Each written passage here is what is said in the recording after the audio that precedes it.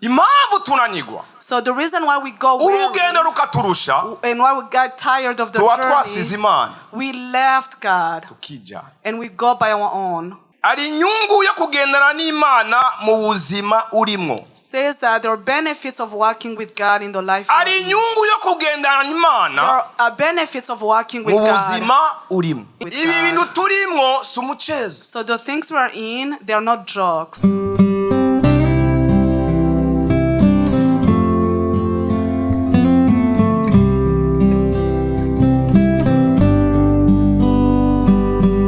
Amen. Amen.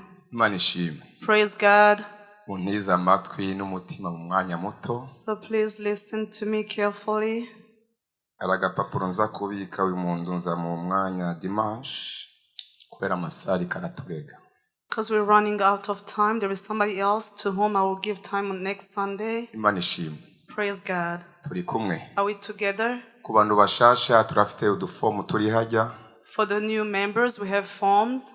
Urashobora kuzuza rya form that you may be able to fill out ugashana telefone yawe and add your phone number. Mukugira niwashaka abantu bagusengera turahe mukugira dusengera ubwoko bw'Imana. Should you need that, we pray for you. Ico tubereyeho ngishengero. That's what we're here for as a church. Mu mwanya muto mfite. So in the short moment I have, twari tumaze iminsi turi mu bihe vyiza. We have been in such beautiful moments. Tuva mu minsi 21 gusenga. So we finished our 21 days of prayer. Ijambo twari tugendeyeko. So the theme yari kanguko. It was like a revival, awakening. Waking up from sleep. Wikungumure. To shake yourself up. Wambare imyambaro yawe. To get yourself clothed. Subira ugende. So you can walk again. Tugeze mu banyefeso aravuga ngo wikangure wowe usinziriye. In Ephesians, it was saying, awake you who are asleep, Kristo akumurikire. So that Christ can enlighten you. Twari tumaze kandi iyindi minsi 3 muri indwi ishize. Then last week we had 3 days yo gushimira Imana of thanksgiving. Ivyo yadukoreye. We were thanking God for the things He has done for us. If there is anything that can touch the heart of God, it is a prayer that is filled with thanksgiving, without bringing burdens, but only proclaiming His goodness. So today, when somebody is awake, so what follows, I prayed to God. I asked Him, what should I tell your church? So we told people to be awake, and I believe that they are awake. So after they are awake, there is a word that says to walk with God. If somebody is awake, what happens next? He walks with God. Praise God. When you walk with God, you don't care about your surroundings. When you walk with God, you have the assurance of the things you are going through. If there is a good thing in life, it is to have life that where you walk with God. Don't walk with the religion. Don't go with CLC. It's filled with flesh. But if you walk with God, you will go beyond CLC, and you will see the God that you are working with. Are we together? So we need to go with God. Mothers, we need to walk with God. So the reason why we go and why we got tired of the journey, we left God and we go by our own. So our theme today says that there are benefits of walking with God in the life. There are benefits of walking with God in your present life. We're not talking about dead people. There is benefit. People who work with God have a lot of benefits.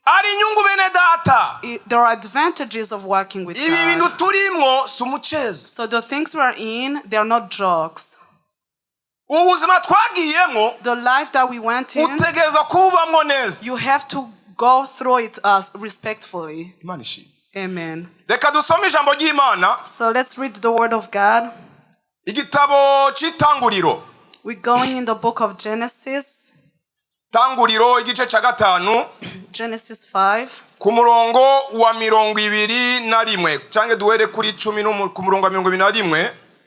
We're going to read Genesis 5 from verse 21. Reka duhere ku murongo wa 19. Let's start with verse 19. Yarede amaze kuvyara Enoke amala iyindi myaka 800 ayivyaramwo abahungu n'abakobwa. Imisi yose yarede yamaze ari imyaka 962 araheza arafa. 21 niyo narondera. Enoke amaze imyaka 65 avyara umwana avyara Metusela. Enoch. Amaze kuvyara Metusela. After he begat Methuselah, agendana n'imyaka, agendana n'Imana. He walked with God. Imyaka 300 ayivyaramwe abana b'abahungu. Imisi yose ya Enoke yamaze yabaye imyaka 365 24. Enoke yagendana n'Imana araheza. Enoke yagendana n'Imana araheza ndiyaba akiboneka kuko Imana yagize gute? 24 says that and Enoch walked with God and he was not, for God took him. Iri jambo rirakomeye. So this is a powerful word. Uyu Enoke, so this Enoch, ali mu ruvyaro rugira 7 rwa Adamu. He's in the 7th generation of Adam. Murabo murwo ruvyaro rwa bitandatu vyashize. For the first 6 generations, sinzi vyabaye hagati ngabo. I don't know what was happening. Ariko Enoch amaze kuvuka. But after Enoch was born, amara imyaka 65. He spent 65 years. Avyara umuhungu wa mbere. Then he got his firstborn. Amwita Metusela. He called him Methuselah. Amaze kuvyara Metusela, and after he began Methuselah, maybe there was an awakening inside of him. So this generation of our ancestors, when I look at it, I don't see anywhere where they are mentioned. Brethren, being on earth, and you have money, and you have riches, and you have a lot of children, when you die, they're gonna forget about you. But anyone who walked with God, somebody was dwelling with God, I'm going to tell you the truth. When they die, it's written. It gets in the books of memory. That was the first man they wrote about in the generation of Adam. Enoch. So he took a decision to walk with God for 300 years. This is not just stories. These are realities. Praise God. 300 years. So imagine, how many years we have been in salvation.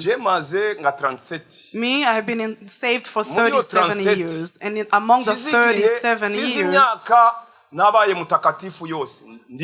so I don't know how many years I was righteous. It must be a few. So the years where you walked with God. So there is one thing to get salvation. It's the first step. So it doesn't mean that once you receive Jesus Christ by walking with God. So you see how much we're rejoicing here. This was good. But that's not the life that God sees us through. Praise God. So the way we're worshiping and we're saying, God, you are holy. We say you are holy, God. So when God looks into our hearts, He is holy. But He's looking at you. He will find you being lying. Did you hear me? So you said, God, you are holy. God, you are holy. So He is holy. But are you holy? So that's the question. Praise God. Mana urera. God, you are holy. Mbega imvugo yawe irera. So is your language holy? Mana urera. God, you are holy. Mbega iwawe harera. Are your home, is it holy? Are you listening? Kugendana n'Imana. So walking with God. Umunsi umwe. Amasaha 28. 24 hours. Tureke iminsi 2. We're not mentioning 2 days. But you know yourself that within 24 hours. You know how many hours you spend with God. And the lies that you say through the phone, and the hours where you are not being righteous. So if you balance them, and you will say, God help me, may you give me the heart that Enoch had. Praise God.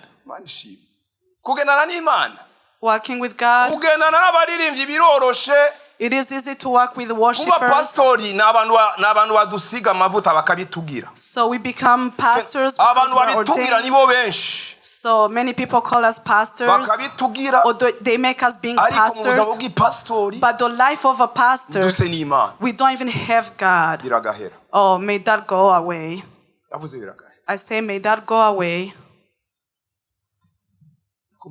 Are you listening?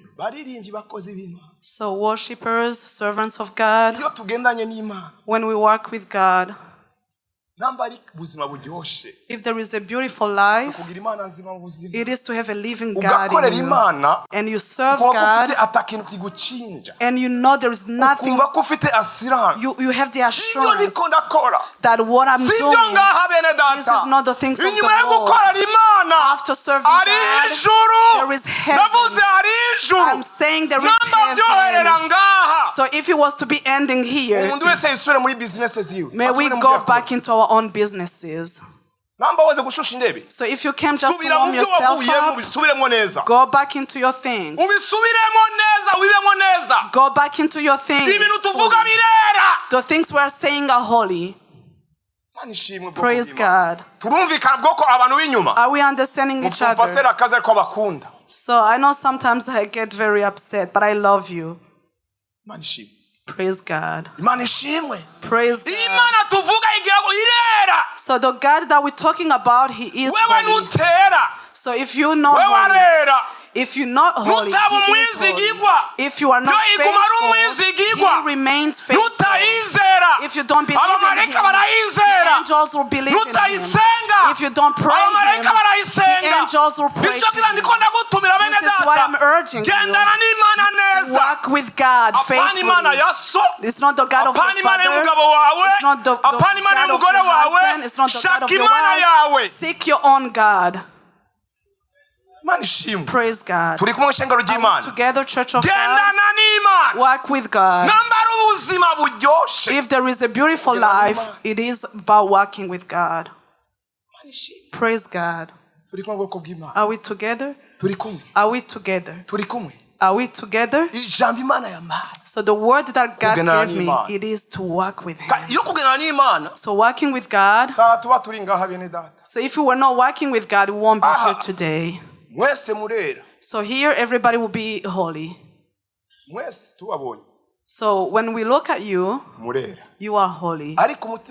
But your heart convinces you that you are not holy. Your heart, it convinces you that even if I'm the servant of God, I am a liar. And you're lying to yourself.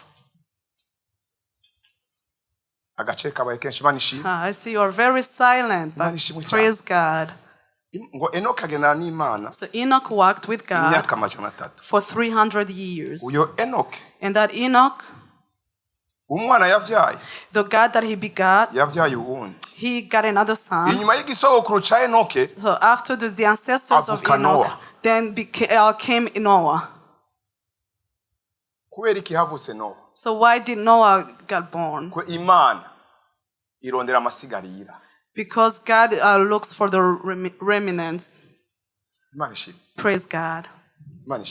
Praise God. Working with God. Working with God. So for somebody who doesn't walk with God, when you meet that person, you will get to know them for sure. So we should not be, lying to ourselves. That the life of salvation, so it's after what we do here.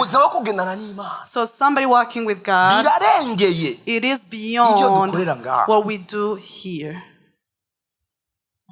Praise God. Are we together? Are we together? So walking with God. There are people in the Bible who Noah walked with God. And when he came to Abraham, he said, leave your house and the house of your father. I will make you a nation. And he heard it. And he answered the calling. And he walked with God. After he walked with God, if you get into Genesis 17, and the angels visited him. After they ate and left, God spoke. Is there anything I can hide, my friend? When you walk with God, that goes beyond being a servant of God. It goes beyond being a worship team leader. You become a friend to God. You become a friend of God. Being a friend of God, no one is going to make you being a friend of God. You're going to make yourself a friend of God. So the more you seek God, the more you become His friend. The more you get closer to God, it is the more you get His friend. This morning, I'm telling you, walk with God, your God. So leave other people's gods. Leave the God of worshippers. Leave the God of any church. Praise God. So there was a word that scared me. And it's Jesus who said it. In Matthew chapter 7. I think it's 7:20-24. That the people who performed miracles, so they were prophets. We did a strong work. We raised the dead. So God, we worked for you. We served you. But He would tell them, okay, get out of my face, you who blaspheme. Brethren, so we should not be despised. We should not be just going after miracles. We should not be fooled by the people who raise the dead. But we should be fooled by the people who walk with God. The people who walk with God, they don't just seek at their interest. They seek interest from God. Who called them? Who called them? Brethren, let's walk with God. We need to walk with God. Let's speak about God. Let's display God. Let's serve God who sees in the truth. Because we may be fooled by you, but there is somebody that you cannot lie to, and that is God.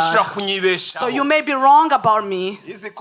These suits, you may be wrong about me because I'm preaching.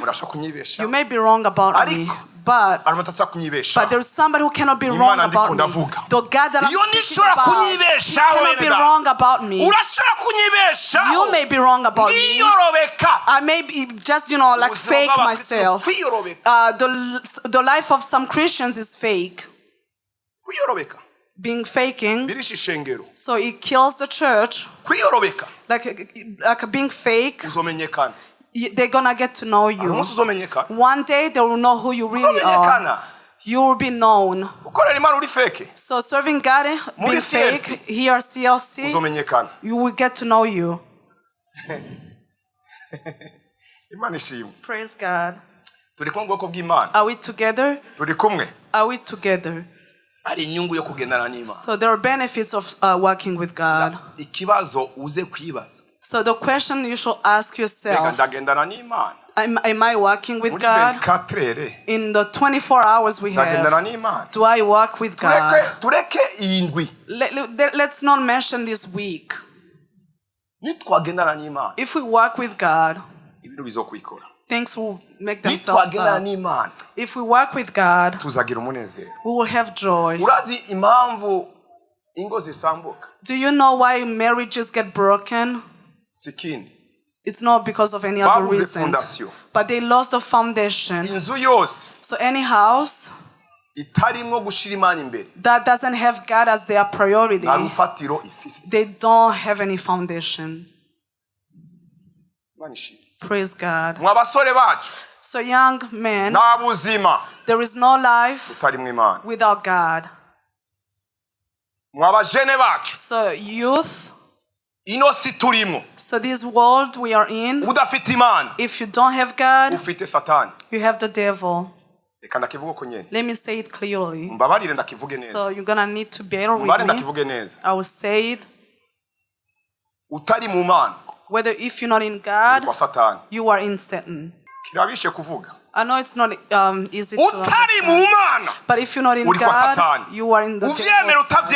Whether you like it or not, your heart knows it. So you have to be in one place. Whether you are in God or you are mixed, but when you mix things up, yeah, God will see you as being at the devil's side. Did you hear that? Let me repeat it. If you mix things up, God doesn't see you in him, he sees you in the devil. So you need to change that. You should not mix up things. So make a better choice. You need to be where you're supposed to be. Praise God. So are you understanding this word? So whether you are not in God, I need an answer. If you're not in God, where are you? When you mix things up, where do you dwell? So we have to say these words. When you mix things up, I'm not gonna, paint it, but you are at the devil's side. So therefore, this is the good news I have for you. Let's work with God. The good news I have for you. One day God told Moses, after he met with Moses, so I heard the mourning of my people. Go and take them out. So God told him, I heard the cries of my people. So in between, God told Moses, your people, they're giving me hard time. And then God said, are those people mine? So you told me to go and take away your people. So if they're giving you hard time, do they now become mine? Moses said, no way. These people are yours. You are the people of God. I'm saying you are the children of God. You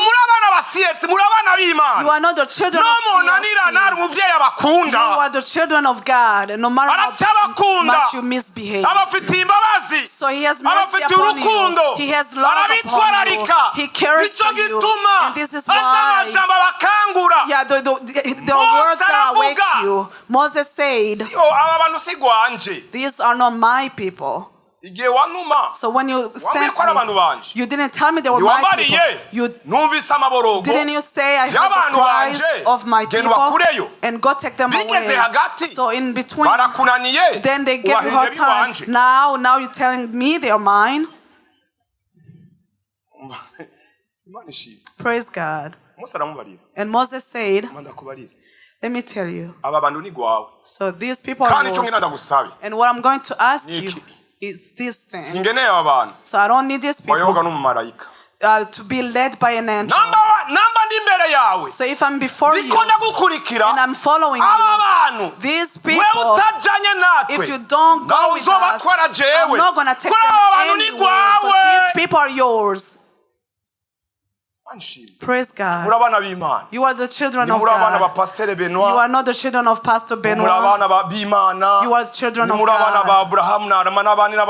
You're not the children of Abraham or Armand. You are the children of God. And the one who called you, he has the power to change you. irabazana. So the one who called you, chose you and brought you. He wants you to serve him without looking at anybody else. Let's go back into Exodus. And we're going to listen to what Moses said. Exodus 33.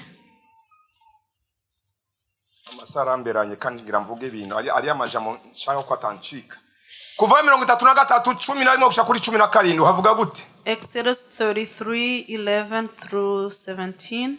Ndasoma mu izina rya Yesu Kristo baravuga ngo uhoraho akiganirira na Mose imbona nkubone nkuko umuntu aganira na mugenzi we. Maze Mose agasubiraho bashagaje ariko umufasha wiwe Yosuwa mwene Nuni w'umusore ntiyava kuri iryo hema. Maze Mose abwira uhoraho ati raba wambariye ngo dugana abo bantu ariko ntiwamenyesha uwo udutumanye. Yamara waravuze uti ndakuzi izina kandi wagiriwe ubuntu imbere yanje.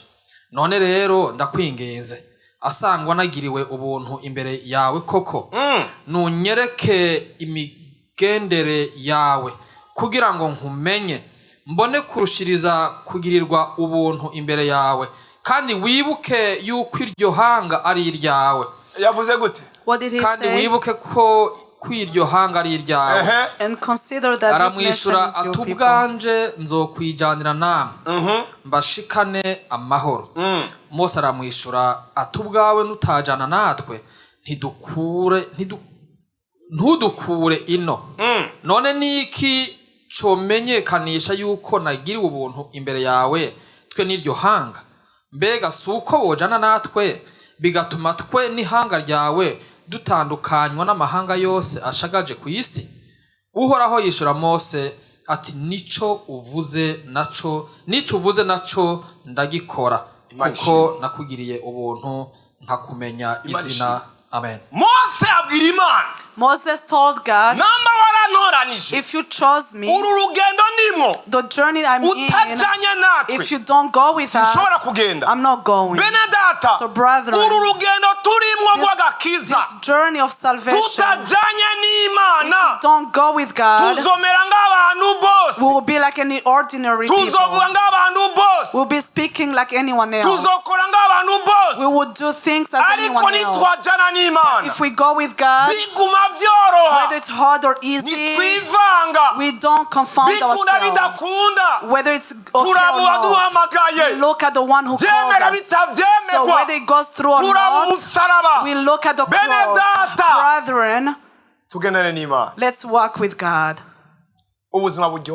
That's a joyful life. There is another word that I like so much, but it is scary. God told Micah, he said, do I just get pleased by sacrifices? So you think I rejoice over the sacrifices you give? You think I care about money to pay rent? So your burdens are not my burdens.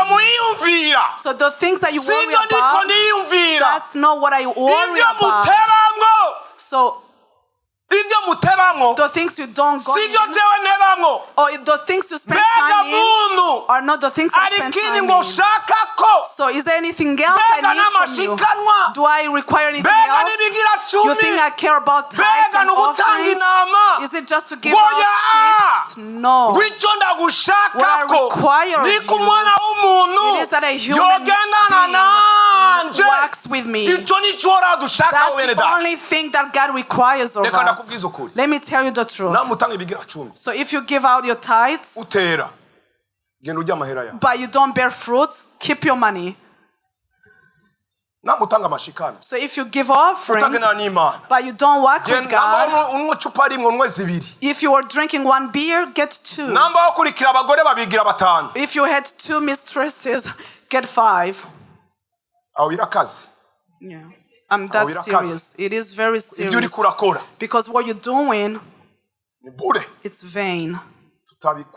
We will eat it, we will pay for rent, and then you go to hell. So there is no money you will pay to get into heaven. Are we together? Go eat your money, Yarye neza. You spend it, eat it. Uyaboregemo neza. You get drunk. Uyasambanemo neza. Go commit adultery. Zana ubucafu mu ngoro y'Imana. Instead of bringing dirt. Ariko ni wagendana n'Imana. But if you walk with God, gutanga biroroha. It's easy to gutanga give. singorane. It's not an issue gutanga to give. It doesn't get you worried. You don't have to be taught how to give. Ugendana n'Imana. Ikakubwira iciza ukwiye gukora. Because you walk with God and He will tell you what to Irakwereka iciza. do. He will show you what's right. Praise God. Urazi kubira icuya ngaha. So you know sweating here. Tukarara amajoro ngaha. Then we spend nights Tukazobura here. ijoro. Then we miss out in heaven. Biragasindwa n'Imana. Oh, may that go away.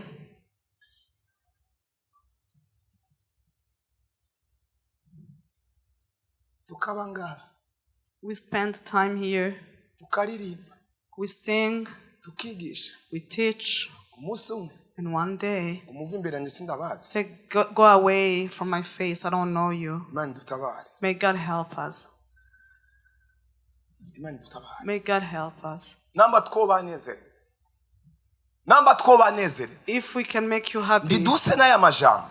And we don't look like the words we say, urubanza ku buzima bwacu. Then it is judgment upon our lives. Ibyo turirimba. What we sing, urubanza hejuru yawe. it is judgment. Wowe uri mu rusengero. You who are in church, what you hear. Nawe utigisha. So even if you don't preach, it's going to be your judgment. Sijaza kubera sinarubanza genzo gucira. I won't be judging you. Ariko ibi wumva. But what you hear, biri imbere y'Imana. It is before God. And it is going to be your judgment.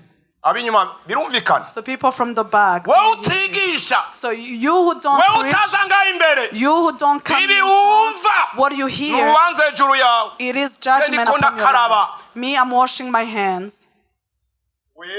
You need to be holy and walk with God. Praise God. Kirumvikana. Does that make sense? Kirumvikana bwoko bw'Imana. Do you understand? Tugendane nani? Who do we walk with? Kugendana n'Imana muri ubuzima. Walking with God in this life. Umuntu wa mbere azi kutagendana n'Imana. So the first person who knows that you're not walking with God, the first one, it is your wife or maybe your husband. If there is anybody who knows how to fake, is the person that you live with.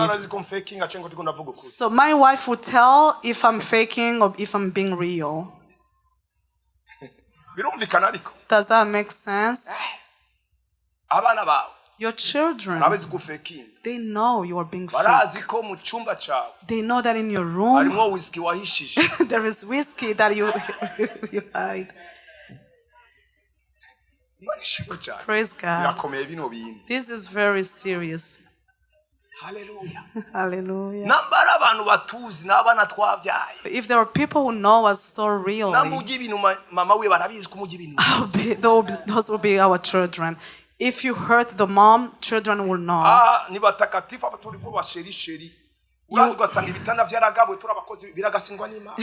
You'll see people looking like they love each other, but they sleep separately. So the divorce get like sentence, but it starts early on. But when we walk with God, our marriages will be sweet. The marriages should not be burdens. They become burdens if we don't have God. Praise God.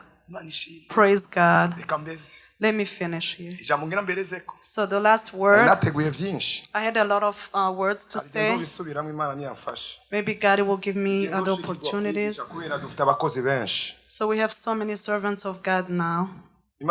Praise God. Let's go in the first book of John. John 1, chapter 1. Igice ca mbere avuga gutya. Yohana wa mbere igice ca mbere avuga gute mukozi w'Imana. Era ku murongo wa mbere ushikane ku windwe. Kwera ari umurongo wanje uri kuri gatano ariko ari impamvu ngira mbere ku wa mbere. Hanyuma duheze dusenga Imana. We will just read the first verse. Yohana wa mbere igice ca mbere umurongo wa mbere. 1 John chapter 1 verse 1. Aravuga ngo ubugingo budashira. Icariho uhereye ubwa mbere na mbere. Icariho ubwa mbere na mbere. That which was from the beginning. Ico twumvise. Ico twumve umvize uko Yohana ariko arabivuga. Which we have heard. Ico twabonye n'amaso yacu. Ico twabonye n'amaso yacu. Which we have seen with our eyes. Ico twitegereje. Ico twitegereje. Which we have looked upon. Intoke zacu zikagikora. Intoke zacu ziragikorakora. And our hands have handled. Ivyo kuri jambo w'ubugingo. Ivyo kuri jambo ry'ubugingo. Of the word of life. Kandi ubwo bugingo bwarerekanywe. Ubwo bugingo bwarerekanywe. And that life was manifested. Turabubona. Ariwe Kristo. Seen it, and that is Christ. Turabushingira intahe.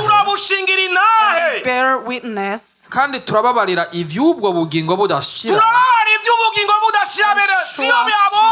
That eternal life, this is not life. Bwamanye na data wa twese. Which was with the Father. Tukabwerekwa. And was manifested unto us. Ico twabonye tukacumva nico tubabwira namwe. Ico twabonye turacumva tubabwirana mubisikiye muzurara. Yeah, listen carefully. That which we have seen and heard. Kugira ngo namwe mufatanye natwe. Namwe mufatanye umva ariko arabinye namwe dufatanye. So that you may also have fellowship with us. Kandi natwe dufatanije na data wa twese n'umwana wiwe Yesu Kristo. And truly our fellowship is with the Father and with his Son Jesus Christ. Twanditse ivyo kugira ngo umunezero wacu wuzure. Umunezero wacu uva rero umunezero wacu wuzure umva kuri se. Listen, number 5. Ubu nibwo butumwa twumvise bwavuye kuri we. Ubu nibwo butumwa twumvise. This is the message which we have heard. Tukabubabwira. Declare unto you. Yuko Imana ari umuco. That God is light. Kandi muri yo ko hatagira umwiza na muke. Muri yo Mana turiko turava nta mwiza. And in him there is no darkness. Tuvuze yuko dufatanije nayo. Abakozi b'Imana. We have fellowship with him. Tukagendera mu mwiza. And we walk in darkness. We lie. Ntituba dukora ivyo kuri. And we are not doing the truth. Ariko tugendeye mu muco. But if we walk in the light, nkuko nayo iri mu muco, as he is in the light, tuba dufatanije ubwacu. Kandi amaraso ya Yesu umwana wayo atwoza icaha cose. And the blood of Jesus Christ his son cleanses us from all sin. We fellowship with him. Galatians chapter 1 verse 6, what does it say? Who do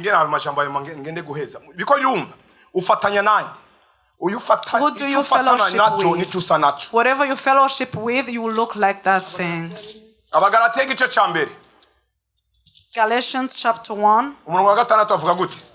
What does verse 6 say? Ndatangaye yuko muriko murareka vuba mutyo ivyabahamagaye kubw'ubuntu bwa Kristo. Ndatangaye vuba muriko murareka yabahamagaye by'ubuntu bwa Kristo. Mukemera ubutumwa bunyuranye n'ubwo. Mukemera ubundi butumwa. Kandi atabundi buriho. Nta bundi buriho. Ariko hariho abantu bahagarika imitima. Ari abantu bababwira ibitari ivyo barahari. But there are some people that trouble you. Bakagomba guhindura ukundi ubutumwa bwa Kristo. Bahindura ukundi ubutumwa. And they will pervert the gospel of Christ. Ariko naho yoba ari twebwe cyangwa umumarayika avuye mu ijuru. Paulo cyangwa umumarayika. But though me, Paul or the angels, ababarira ubutumwa bunyuranye n'ubwo twababariye. Ababarira ubutumwa bunyuranye n'ubwo twababariye. Preach any other gospel unto you. Arakavumwa. May that be accursed. Nkuko twavuze ubwa mbere. And as we said before, nanone nongeye kubivuga. So say I now again. Nihagira umuntu ababarira ubutumwa bunyuranye n'ubwo wemeye. If any man preach any other gospel unto you than that we have received, arakavumwa. Let him be accursed. Mbega ubu nishimwe ry'abantu ngomba. Umviriza rero aho ni ngira mvuga. Listen carefully. Canke n'iry'Imana. Nashimwe ry'umuntu dukeneye. Do I need to persuade man? Canke se ndondera kunezereza abantu. Nta bantu ushaka tunezereza. Do I seek to please man? Iyo mba nkinezereza abantu simba ndumugurano wa Kristo. Imana ishimwe. Imana ishimwe. Amen. Ubutumwa bw'umusaraba. This is the gospel, ubutumwa bw'agakiza. So this is the gospel of salvation. Ubutumwa bwo guhinduka. Wemera kubabara. You have to go through trials. You like to hear, receive cars, receive millions. I see God changing your life. I see God giving you a good job. So the amen will say will be really, really a lot. But so if you walk with God, yeah, the reward will be the reward of righteousness. If you walk with God, it is a benefit to walk with God. Your children will receive the rewards. Proverbs 20, verse 7. Let's read it. Let's read it. Tugendane n'Imana bwoko bw'Imana. Let's go. Gendana n'Imana uvuga Imana aho batayizi. Walk with God. Proclaim the gospel in your home. In the, from the Gentiles. Speak about God. It's only one verse. Umugororotsi agendera mu gutungana kwiwe. Hahirwa abana biwe azosiga. Umwami avyagiye ku ntebe y'imanza. Umwami avyagiye ku ntebe y'imanza agosoza ikibi cose inyonga zewe. Imana ishimwe. Praise God. Umugororosi. A righteous person. So there is no other inheritance you should give to your children other than God. Nothing else. Praise God. So let's be righteous. Let's walk with God. In this morning, the word I have for you, you need to look at your life. When am I walking with God? Do I even walk with God? Or am I mixing him up with somebody else? So Enoch walked with God for 300 years. Imagine 300 years. This is reality. God, he said, this man pleases my heart. What I'm going to do, I'm going to take him away without dying. He went to heaven.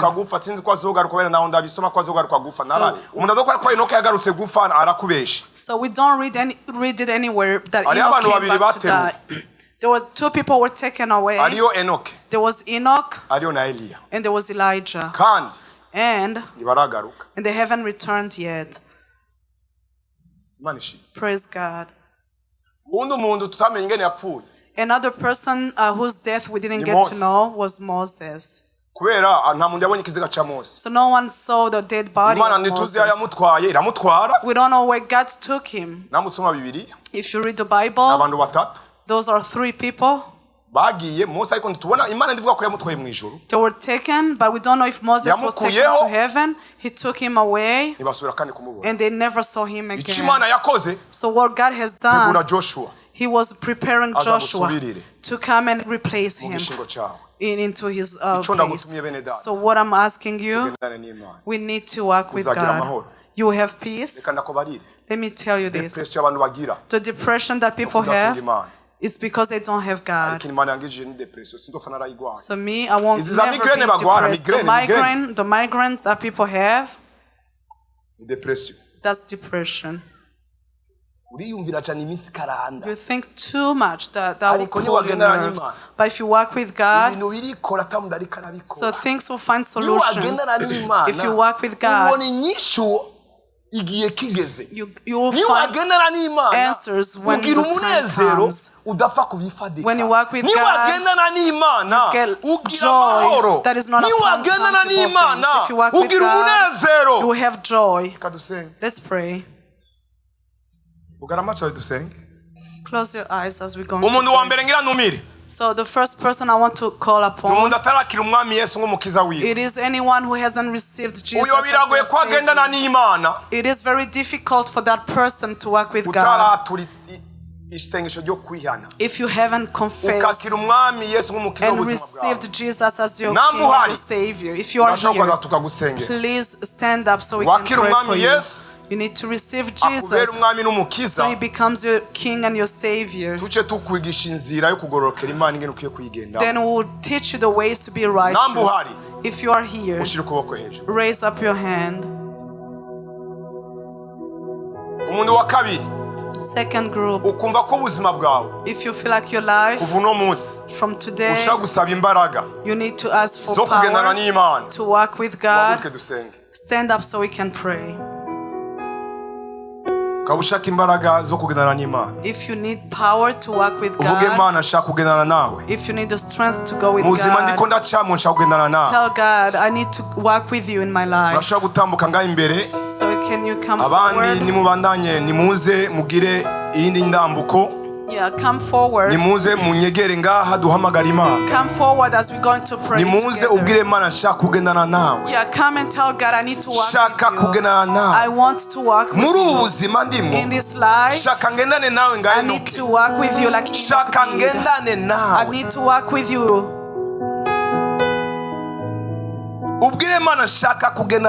Tell God, I need to walk with you. So introspect yourself. If there is any sweet life, it is life where you walk with God. So it's a restful life. It is a life filled with joy. It is a life filled with joy. This is about going with God. If you have God in your life, you will have everything else. Thank you, our children who came. May God bless you so much. If you walk with God, our children, you will be beautiful ladies. You will help other youth. So fathers, if you walk with God, there are other fathers who need you. Praise God. Praise God. Praise God. The first reward we have from God, He gave us Christ as a Savior. That's one of the best benefits of walking with God. Let's walk with God, brethren. Let us display God. Let us speak about God. Let's pray.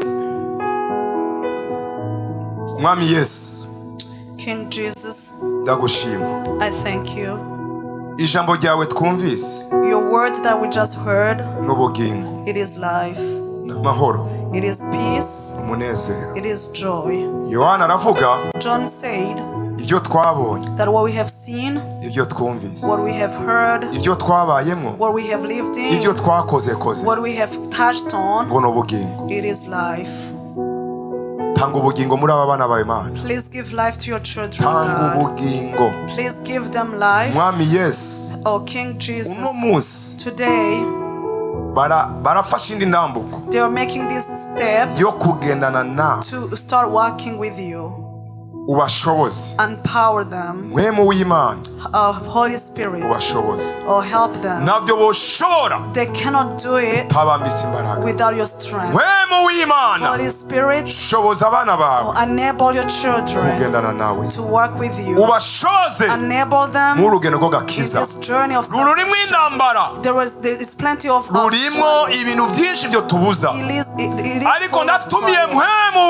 many challenges, but we ask the Holy Spirit to empower them, to give them the strength among the things they say, in what they do, what they hear. May they walk with you. May you be their advisor. Because those who walked with you, they became heroes. They became heroes. Oh, give them strength. May you empower them so they can walk with you day by day. Day by day. Thank you, King Jesus, that you are never that the Holy Spirit will keep them going, keep teaching them more. Thank you that you heard our prayer. We pray in the name of Jesus Christ. Amen.